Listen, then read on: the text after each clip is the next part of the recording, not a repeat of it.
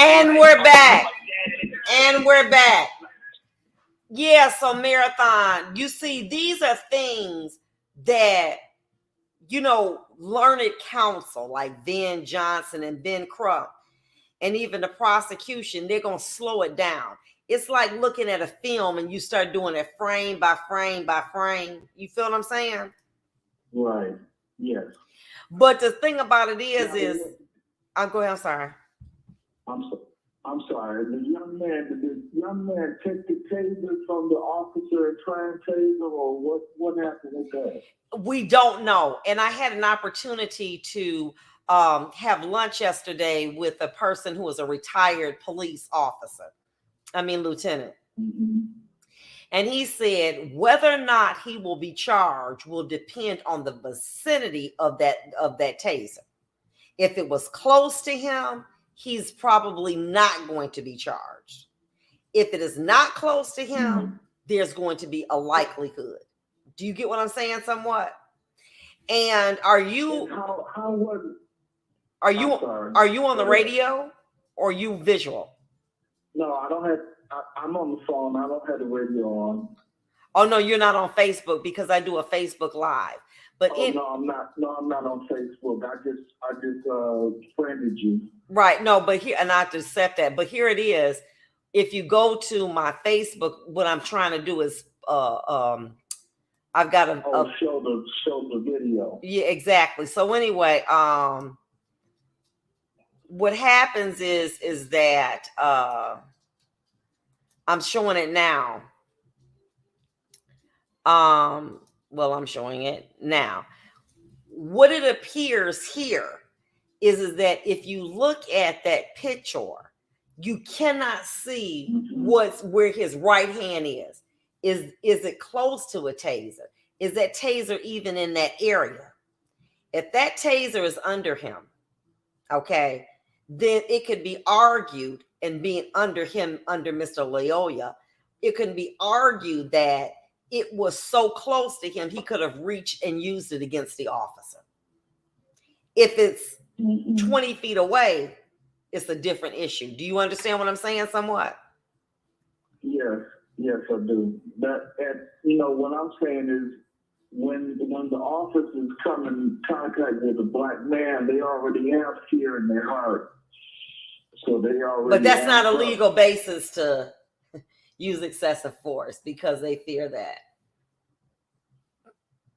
Do you understand what I'm saying? You can't say, well, because I came into contact with a large black man, that his statute made me automatically want to chase him and pull my gun and shoot him because he's black. Whereas if it had been a smaller white man, I would not have had that fear. That's not really a legitimate basis at all. You know what I'm saying? So really, I believe that's going to, for those of you who are arguing it by social media, is the issue of, and I think that you can see it, Mr. Loyola is holding himself up by his hand. His left arm is extended and he's on his knees. The issue is whether or not that the taser was near his right hand and how far away was it from him. It's my belief, and this is just my opinion, that had that gun been close to Mr. Loyola, the taser, that would have immediately been reported. It would have been immediately reported because it would have shown that the officer's actions were reasonable. You feel me? But that has not been reported. So the fact that it has not been reported leads me to believe potentially that it was not in close proximity. Okay. Why did it take so long for the police to tell us who the officer was? Well, they indicate that there is a policy that they have that they are not to, provide any information to the media or the public until the investigation has been completed. So Leslie Benson, everyone knows police officers are exempt from prosecution due to their oaths they are sworn to. Well, unfortunately, that's not true, Ms. Benson. There was a gentleman, George Floyd, and the officer that was found guilty of killing him is now in prison. So that's incorrect. Mm-hmm. However, I think that what Ms. Benson was saying is that you do have governmental immunity. And when you have governmental immunity, however, it does protect government officials who are operating in the sphere of their job. However, when the actions are excessive, okay, such as it could be argued in this situation, excessive and intentional, that does not protect them. But say, for instance, governmental immunity might apply if I were a police officer and in pursuit of an individual, they ran into a house and I ran after them and they slammed the door and I pushed the door open. And when I pushed the door open, the screen broke. You would have governmental immunity there. You would have, because you were, it was foreseeable that when the officer closed the door or the person closed the door, you were attempting to go after them and attempting to go after them. And as a result of going after them, this damage occurred. So that would be governmental immunity. Okay. But anything else, they're looking at the intent, whether or not that it was intentional. And if it was intentional, then governmental immunity does not apply. However, that is something that they do have to consider in making an assessment. And the issue is going to be basically whether or not, how close was that weapon and whether or not, the actions were justified. Okay. But thank you so much. Mm-hmm. And I appreciate you so much. All right, now enjoying the show. Thank you so much. So anyway, those are things. Thank you, Nikki. Unless they're operating outside the scope of their duties. And what that tends to say is that wasn't necessary. But let me say this to you, right? Now, I want to say the Detroit News, and I could be wrong. When they come upon, and I'm going to be vetting it. I should have had it ready. But anyway, when they come upon the police officer, guess where it was? I'm going to give y'all 3 guesses. Well, according to the media,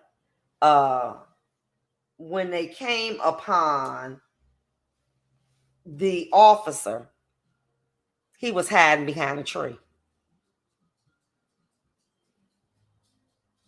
Behind the tree. And said, I just was involved in a shooting. Or he was not hiding, but behind a tree.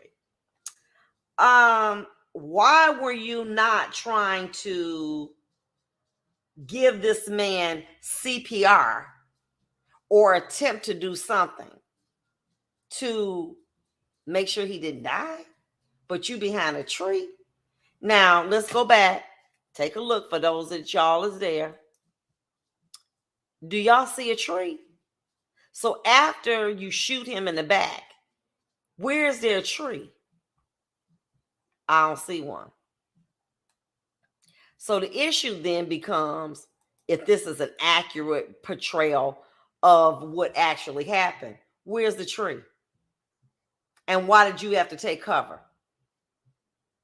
Because you realized at that point, you had killed that man.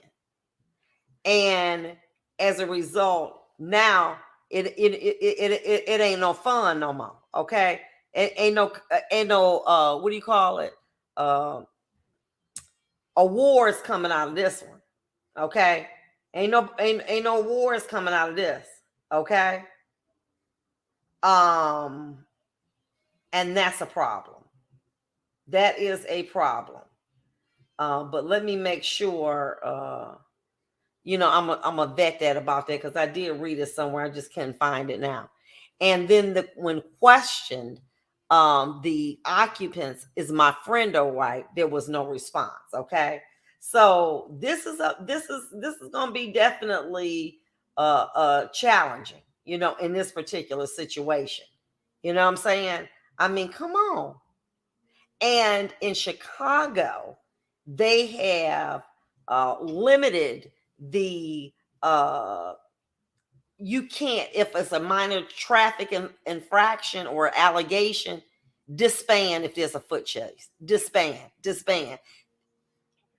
It didn't have to escalate to this. This was bad, in my opinion.